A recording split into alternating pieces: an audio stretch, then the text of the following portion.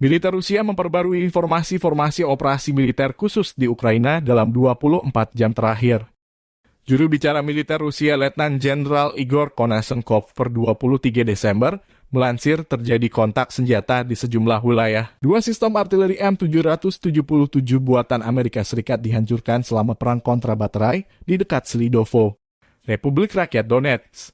Selain itu, dua sistem artileri M777 buatan AS dihancurkan di dekat Konstantinovka, tempat penembakan terhadap daerah pemukiman Republik Rakyat Donetsk dilakukan.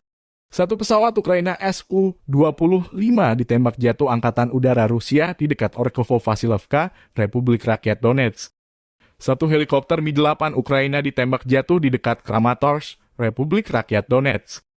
10 kendaraan udara tak berawak ditembak jatuh pasukan pertahanan anti pesawat di dekat Makievka, Volodyannoye dan Kremenaya, Republik Rakyat Lugansk.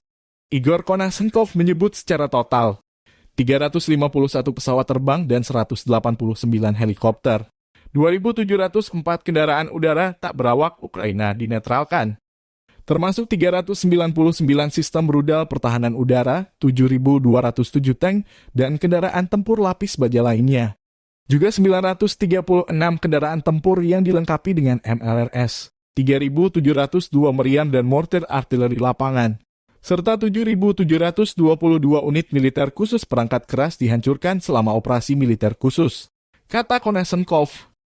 Dari kubu Kiev, Kementerian Pertahanan Ukraina melansir 550 prajurit Rusia dinetralkan dalam 24 jam terakhir, termasuk 3 tank, 5 drone, dan 7 artileri. Secara total, Federasi Rusia sudah kehilangan 100.950 prajurit sejak awal serangan, termasuk 283 jet tempur dan 267 helikopter. Konflik Rusia-Ukraina memasuki bulan ke-10. Belum ada tanda perdamaian. Presiden Ukraina Volodymyr Zelensky selepas kembali dari Washington, Amerika Serikat kian yakin mengusir penjajah Rusia. Amerika memberikan banyak bantuan peralatan tempur. Cepat atau lambat penjajah akan diusir, kata Zelensky.